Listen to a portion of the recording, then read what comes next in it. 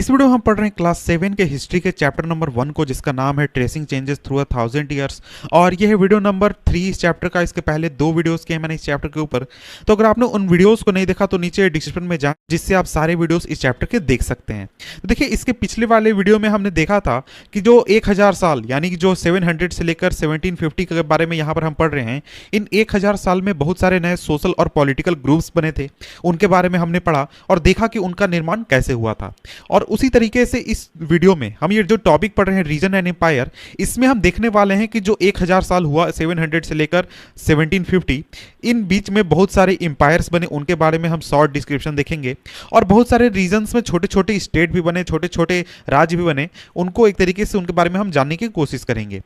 देखिए, इस 1000 साल में बहुत सारे बड़े बड़े एम्पायर भी बनाए गए, बहुत सारे किंगडम्स बनाए गए, जैसे कि चोला हो गया, जिनके बारे में चैप्टर 2 में पढ़ेंगे, तुगलक्स हो गए, मुगल्स हो गए। और इसके अलावा बहुत सारे छोटे छोटे जो इलाके थे, उनमें भी छोटे छोटे राज्य बने। वैसे ये जो राज्य थे यानी एम्पायर थे, चोला के, मुगल के या फिर तुगलक के, ये काफ़ी बड़े हुआ करते थे। ये एक छोटे से इलाके में सीमित नहीं थे, एक छोटे से भौगोलिक क्षेत्र में सीमित नहीं थे, बल्कि इंडिया के एक बहुत बड़े भूभाग पर इनका राज था। और देखिए, उनके बारे में हम थोड़ा सा देख लेंगे, लेकिन यहां पर आगे बात की गई है कि एक प्रशस्ति के बारे में यहां पर बताया गया है। देखिए, प्रशस्ति के बारे में हम चैप्टर 2 में पढ़ने वाले हैं कि जब प्रशस्ति क्या होता है, वहां पर थोड़ा डिटेल में हम देख लेंगे। तो देखिए, प्रशस्ति जो पाया गया था, जो दिल्ली का सुल्तान था गयासुद्दीन बालबान, उसके बारे में काफ़ी एक्सप्लेन कर रहा था कि उसका बहुत बड़ा एम्पायर है, जो कि बंगाल से लेकर गजनी, जो कि अफगानिस्तान में, वहां तक रूल करता है। और इसके साथ ही उसमें जितने भी इंडिया के राज्य हैं, गौड़, आंध्र, केरल, कर्नाटक, सबके राजाओं ने उसके सामने घुटने टेक दिए थे या फिर उनसे हार गए थे और उसके शरण में रहा करते थे। तो इस तरीके की बात वहां पर की गई है। लेकिन यहां पर हमें यह समझना चाहिए कि ये जो पूरी बात यहां पर की गई है, ये हो सकता है कि एक्सेग्रेट किया गया हो। और कई बार देखिए, जो हिस्टोरियंस है, जो कि हिस्ट्री को पढ़ते हैं, वो कई बार ये समझने की कोशिश करते हैं कि इस तरीके की एक्सेग्रेट करके बातें बहुत सारी जगहों पर क्यों लिखी गई है। तो देखिए, यहां पर एक छोटा सा नोट आपको दिया गया है, लैंग्वेज एंड रीजन। तो देखिए, इसमें बताया गया है कि 1318 में जो पोएट था अमीर खुसरो, उसने कहा है कि देखिए, लगभग सभी इलाकों में अलग अलग लैंग्वेज पाया जाता है, जैसे सिंधी, लाहौरी, कश्मीरी, द्वार समुद्री, कर्नाटका के रीजन में है ये, या फिर तेलंगानी, गुजारी, इस तरीके से सभी रीजन्स में अलग अलग लैंग्वेज पाए जाते हैं। और इसके बारे में आगे और भी चीज़ें बताई गई हैं। यहाँ पर कहा गया कि जो संस्कृत है वो किसी एक खास रीजन से नहीं बिलोंग करता है, और ये एक तरीके का ओल्ड लैंग्वेज है, जिसको कि कॉमन लोग नहीं जानते बल्कि ब्राह्मण्स जानते हैं। और इसके बाद आगे बढ़े तो आगे यहाँ पर कहा जा रहा है कि 700 आते आते तक, यानी 700 ईस्वी आते आते तक, बहुत सारे रीजन्स जो थे वहाँ पर अलग अलग जोग्राफिकल डायमेंशंस बन चुके थे। मेरा मतलब जोग्राफिकल डायमेंशंस तो वहाँ पर थे, लेकिन उनके हिसाब से, यानी उस जोग्राफिकल डायमेंशन का अपना लैंग्वेज बन चुका था और उनका अपना कल्चरल कैरेक्टरिस्टिक बन चुका था। यानी 700 ईस्वी आते आते तक जो राजस्थान है, उसका जो कल्चर है वो अलग हो गया था, और वहां के कंपैरिजन में जो यूपी का कल्चर है वो अलग हो गया, कर्नाटक का अलग हो गया, और उसी तरीके से केरल और भी सभी जगहों का अलग हो गया। तो ये आपका मेडिवल पीरियड शुरू होने के साथ ही ये फीचर देखने को हमें मिलती है, और इसके बारे में हम चैप्टर 9 में थोड़ा डिटेल में पढ़ेंगे। और देखिए, इसके साथ ही जो जितने भी रीजन्स थे, उन सभी रीजन्स में आपको अलग अलग रूलिंग डायनेस्टीज भी जनरेट हो गई, वहां पर आ गए, जो कि उस अपने खास इलाकों में रूल कर रहे थे। और इसके अलावा ये जितने भी स्टेट थे, जैसे राजस्थान के स्टेट हो गए या फिर यूपी के स्टेट हो गए, हरियाणा के रीजन में जो राज कर रहा है, इनके बीच में काफ़ी कन्फ्लिक्ट चलते रहता था, काफ़ी इनके बीच में लड़ाई भी चलती रहती थी। और कई बार ऐसा होता था कि बहुत सारे जो डायनेस्टीज होते थे, जैसे कि चोला, खलजी, तुगलक या फिर मुगल, वो बहुत बड़ा इंपायर बनाने में सक्षम हो जाते थे, जो कि किसी एक खास छोटे से रीजन में नहीं है, बल्कि उनका बहुत सारे अलग अलग जोग्राफिकल रीजन में जिनका रूल है। जैसे कि मुगल इंपायर को देख ले, काफ़ी बड़ा था, तुगलक का भी इंपायर काफ़ी बड़ा था, खलजी का भी, चोला का भी काफ़ी इंपायर बड़ा था। लेकिन इसके साथ हमें यह भी समझना चाहिए कि ये जितने भी बड़े बड़े इंपायर बने, ये सभी बहुत सक्सेसफुल नहीं रहे। इसमें से कुछ जो थे वो काफ़ी सक्सेसफुल रहे, लेकिन कुछ जो थे वो बहुत ही जल्दी धाराशाही हो गए इंपायर, और बहुत जल्दी उन्होंने अपना पावर लूज कर दिया, अपना जो कंट्रोल था बहुत बड़े इलाके पर लूज कर दिया। यहां पर आगे कहा जा रहा है कि चैप्टर 3 है और चैप्टर 4 में आप कंपेरिजन कीजिए टेबल 1 को, कि आखिर जो खलजी और मुगल डायनेस्टीज है, इनके बीच के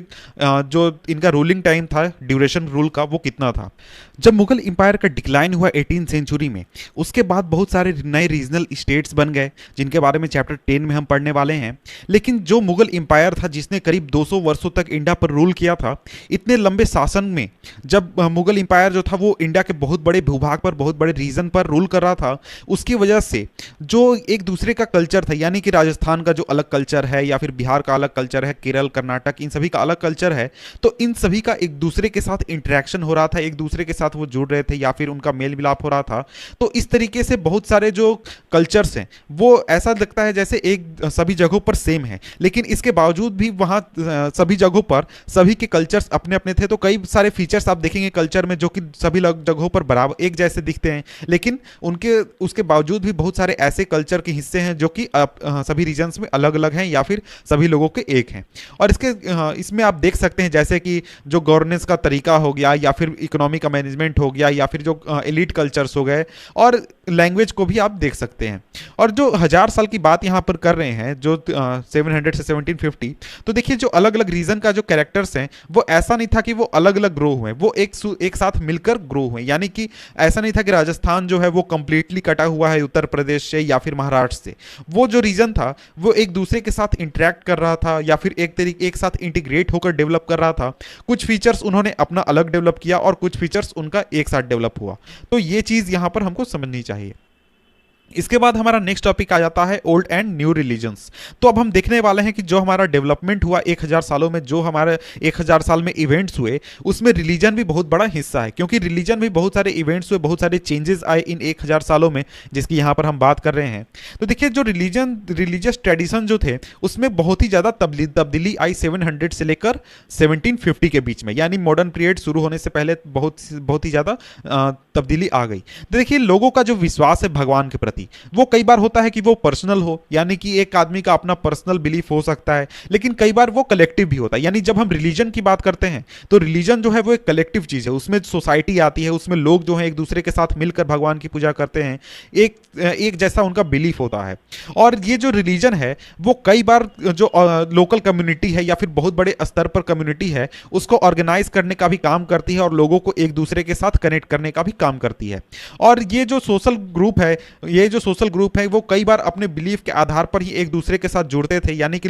कोई भी हिंदू व्यक्ति है वो ऐसा नहीं था कि वो मुस्लिम सोसाइटी में जाकर वो रहता था या फिर वहां जाकर पूजा करता था। वो जब भी जुड़ेगा तो वो जाकर अपने हिंदू सोसाइटी के साथ जाकर जुड़ेगा। इस तरीके की बात यहाँ पर समझाने की कोशिश की गई है कि देखिए जो धर्म है वो कई बार सोसाइटी को शेप करता है या फिर सोसाइटी को स्ट्रक्चर करता है। अभी शायद ये इतना इंपॉर्टेंट नहीं है या फिर अभी जो ये चीज़ है उतना सही नहीं होगा, लेकिन जब हम मेडिवल पीरियड की बात करते हैं तो मेडिवल पीरियड में ये चीज़ काफ़ी इंपॉर्टेंट हो जाती है। तो देखिए इसी बीच यानी जो 700 से लेकर 1750 की हम बात कर रहे हैं, इसमें जो बहुत सारे जो इंपॉर्टेंट चेंजेस आए हिंदुइज्म में, जिसको कि आज जिस रूप में हिंदुइज्म को देखते हैं, हिंदू धर्म को देखते हैं, उस रूप में पहुंचने में ये जो पीरियड था ये काफ़ी इंपॉर्टेंट था, क्योंकि इस पीरियड में बहुत सारे नए भगवानों की पूजा शुरू हो गई और इसके साथ ही टेम्पल्स जो थे उनका कंस्ट्रक्शन सरकारों द्वारा किया जाने लगा, यानी राजाओं द्वारा किया जाने लगा। ब्राह्मण्स का जो इंपॉर्टेंस है वो काफ़ी ग्रो हो गया, प्रीस्ट का इंपॉर्टेंस काफ़ी ग्रो हो गया। और ये जो ग्रुप था, ब्राह्मण्स का ग्रुप या फिर प्रीस्ट का ग्रुप, ये काफ़ी डोमिनेंट ग्रुप हो गया सोसाइटी में। और जो इनका नॉलेज था यानी ब्राह्मण्स और प्रीस्ट का नॉलेज था संस्कृत के बारे में, इसकी वजह से उनको सोसाइटी में बहुत ज़्यादा रिस्पेक्ट मिलने लगा और उनका जो डोमिनेंट पोजीशन था सोसाइटी में वो भी काफ़ी ज़्यादा बढ़ गया, क्योंकि उनको नए पैटर्न्स मिले, यानी वैसे लोग जो कि उनको सपोर्ट करते थे। फॉर एग्जाम्पल कोई राजा है जो कि किसी एक खास धर्म को सपोर्ट कर रहा है, कोई राजा है जो वैष्णव धर्म को सपोर्ट कर रहा है, शैव धर्म को यानी कि हिंदू धर्म को सपोर्ट कर रहा है। तो इसके वजह से जो ये ब्राह्मण्स थे इनको काफ़ी फायदा मिलता था, इनको काफ़ी वहाँ पर इज्जत दी जाती थी, काफ़ी वैल्यू वहाँ पर दिया जाता था। और एक जो मेजर डेवलपमेंट था इस समय का वो ये था कि जो हमारा भक्ति मूवमेंट है उसने काफ़ी जोर पकड़ा इस पीरियड में, यानी कि एक ऐसा भगवान के पूजा का रूप जहाँ पर आप किसी भी तरीके की पूजा पाठ नहीं करते हैं, हवन नहीं करते हैं या फिर कोई बेकार की प्रोसेस नहीं करते, बल्कि सिर्फ अपने मन में भगवान को याद करते हैं और उसको पूजते हैं और उससे प्यार करते हैं। तो ये जो हमारा भक्ति मूवमेंट था वो इस पीरियड में काफ़ी डेवलप हुआ, क्योंकि आज हम जब भगवान की पूजा की बात करते हैं तो उसमें ये जो हमारा तरीका है भगवान को पूजने का ये काफ़ी इंपॉर्टेंट हो जाता है। आज भी आप देखेंगे तो बहुत सारे लोग राम राम सुबह में जपते हैं या फिर पूजा करते हैं शॉर्ट तरीके से, कहीं भी बैठते हैं तो भगवान को याद करते हैं, तो वो क्या है, वो एक तरीके का भक्ति मूवमेंट का एक्सटेंशन है। तो इसके बाद देखिए बहुत सारे नए रिलीजन्स भी इस पीरियड में इस रीजन में आए, जैसे कि अगर आप इस्लाम की बात करें तो जो मर्चेंट्स इंडिया में आ रहे थे या फिर जो माइग्रेंट्स इंडिया में आ रहे थे, उन्होंने जो कुरान है, कुरान की जो टीचिंग्स है उसको उन्होंने 7th सेंचुरी में ही अपने साथ इंडिया में लाया था। और देखिए जो कुरान है वो मुस्लिमों के लिए एक होली बुक है, काफ़ी अच्छी, काफ़ी जैसे हम हिंदू धर्म में हम गीता की पूजा करते हैं या फिर वैल्यू देते हैं जितना, उतना मुस्लिम जो है वो कुरान को वैल्यू देते हैं। तो उसी तरीके से जो इसकी टीचिंग्स है उसको मुस्लिम जो थे वो, यानी मुस्लिम जो मर्चेंट्स थे या फिर जो माइग्रेंट्स थे जो इंडिया में आ रहे थे, वो अपने साथ इस टीचिंग को लेकर आए और इसकी वजह से इस्लाम का इंट्रोडक्शन इंडिया में हुआ। और आगे चलकर और भी बहुत सारे लोग इंडिया में जिन्होंने इस्लाम की टीचिंग्स को इंडिया में लाया। इसके बाद देखिए आगे यहाँ पर बात की गई है कि बहुत सारे रूलर जो थे जो कि इस्लाम को सपोर्ट किया करते थे या फिर इस्लाम के पैटर्न थे, जैसे कि हमने हिंदू धर्म में देखा कि जो रूलर है वो ब्राह्मण्स को सपोर्ट करता था, हिंदुइज्म को सपोर्ट करता था, उसी तरीके से बहुत सारे जो रूलर्स थे वो इस्लाम को भी सपोर्ट करते थे। और इसके साथ ही जो उलेमा हुआ करते थे जो कि विद्वान हुआ करते थे धर्म के बारे में या फिर जो जूरिस्ट होते थे, उन सभी को भी इनका काफ़ी सपोर्ट मिलता था। और देखिए जैसा कि हम हिंदुइज्म में देखते हैं कि बहुत सारे धर्म के मीनिंग निकाले गए हैं, यानी कि एक ही धर्म को लोग अलग अलग तरीके से मानते हैं, अलग अलग तरीके से पूजते हैं। उसी तरीके से जो इस्लाम है, इस्लाम में भी बहुत सारे लोग जो थे उन्होंने अपना अपना अलग अलग तरीका निकाला इस्लाम धर्म को फॉलो करने का। उसमें सबसे अच्छा एग्जाम्पल या फिर सबसे बड़ा एग्जाम्पल जो होगा वो होगा शिया और सुन्नी का। तो देखिए शिया मुस्लिम वो थे जो कि जो प्रॉफिट थे, प्रॉफिट मोहम्मद, उनके सन इन लॉ को हायर मानते थे या फिर लेजिटिमेट लीडर मानते थे, यानी उनको लीडर होना चाहिए मुस्लिम कम्युनिटी का, ऐसा उनका विश्वास था। और वहीं जो सुन्नी मुस्लिम थे उनका विश्वास ये था कि जो खलीफा है वो एक तरीके से जो हमारा मुस्लिम धर्म है, मुस्लिम धर्म के लीडर होंगे, वही हमारे कम्युनिटी को लीड कर सकते हैं। ये एक जो सुन्नी और शिया है इनके बीच का डिफरेंस है। और उसी तरीके से दूसरे डिफरेंसेस भी हैं इस्लाम में, जैसे कि आप सफ़ी की बात करें या हनफी की बात करें जो कि इंडिया में काफ़ी पॉपुलर हैं, इंडिया में काफ़ी इंपॉर्टेंट है, पॉपुलर में कह रहा हूँ, इंपॉर्टेंट है। तो इसलिए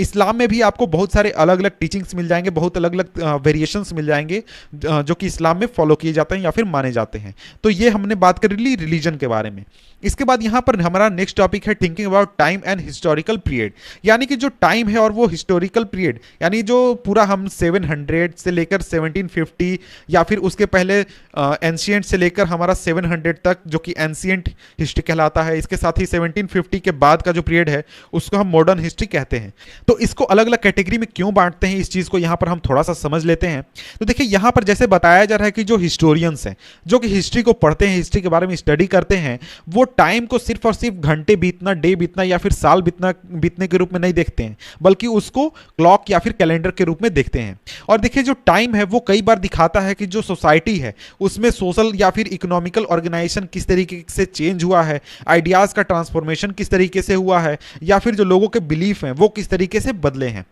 और कई बार टाइम यानी कि जो हम हिस्ट्री की बात कर रहे हैं उसके बारे में स्टडी करना कई बार इजी हो जाता है अगर हम हिस्ट्री को या फिर टाइम को पार्ट्स में डिवाइड कर दें या फिर सेगमेंट में डिवाइड कर दें, जैसे कि आपका एंशिएंट हो गया, मेडिवल हो गया या फिर आपका मॉडर्न हो गया। तो इसको हम डिवाइड इसलिए करते हैं ताकि हमको पढ़ने में ये चीज़ आसानी हो, हिस्ट्री के बारे में स्टडी करने में आसानी हो। और देखिए यहाँ पर आगे बताया गया है कि जो 19th सेंचुरी का मिडिल पीरियड था उस समय में जो ब्रिटिश हिस्टोरियंस थे वो हिस्ट्री को 3 पीरियड्स में डिवाइड करते थे, हिंदू, मुस्लिम और ब्रिटिश पीरियड में। यानी एक समय जब हिंदू रूलर हुआ करता था, एक समय जब मुस्लिम रूलर हुआ करता था और एक समय जब ब्रिटिश इंडिया के रूलर हुआ करते थे। और ये जो डिवीजन था ये इस आइडिया पर बेस्ड था कि जो रूलर है उसका रिलीजन यानी उसका धर्म ही सबसे इंपॉर्टेंट चीज़ है, उसके अलावा और कोई भी चीज़ जो है वो इंपॉर्टेंस नहीं रखती है, जैसे कि इकोनॉमी में क्या चेंजेस हो रहे हैं, सोसाइटी में, कल्चर में क्या चेंजेस हो रहे हैं। तो देखिए इस तरीके का जब हम डिफ्रेंशिएशन करते हैं तो इस तरीके का डिफ्रेंशिएशन करने की वजह से जो हमारा सब कॉन्टिनेंट है यानी इंडियन सब कॉन्टिनेंट में जो बहुत ज़्यादा डाइवर्सिटी है या फिर बहुत सारे अलग अलग रीजन्स के अपने अपने वैल्यूज़ हैं या फिर अपने अपने उनके कल्चर है, तो उसको हम एक तरीके से इग्नोर करते हैं या फिर उसको हम वैल्यू नहीं देते हैं। लेकिन देखिए आज भी बहुत सारे जो हिस्टोरियंस हैं वो इस पीरियडाइजेशन को फॉलो करते हैं और इसके अलावा बहुत सारे जो हिस्टोरियंस हैं वो इकोनॉमिक और सोशल फैक्टर्स को यूज़ करते हैं ताकि जो हिस्ट्री है उसके अलग अलग मोमेंट्स या फिर अलग अलग जो टाइम है उसको कैरेक्टराइज कर सकें। और जो हिस्ट्री आपने पिछली साल पढ़ा था उसमें आपने शुरुआत के यानी जो एंशिएंट टाइम था, जो एंशिएंट हिस्ट्री था उसको हमने पढ़ा था, अर्ली सोसाइटीज़ पढ़े थे, जैसे कि हंटर गैदर के बारे में पढ़ा, क्लास 6 की यहाँ पर बात की जा रही है। या फिर अर्ली फार्मर्स के बारे में पढ़ा, शहर या फिर जैसे मोहनजोदड़ो या फिर और भी जगहों के बारे में हमने, मगध के बारे में पढ़ा। इसके बारे में हमने पिछले साल पढ़ा था। और इस साल जो 7th क्लास में हम पढ़ने वाले हैं, इसमें हम मेडिवल पीरियड के बारे में पढ़ने वाले हैं। और यहाँ पर हम पढ़ेंगे कि जो पेजेंट सोसाइटीज़ हैं उनका स्प्रेड कैसे हुआ, या फिर रीजनल या फिर इंपीरियल स्टेट कैसे बने। और कई बार ये जो स्टेट बने थे ये फॉरेस्ट लोग या फिर पेस्टोरल्स के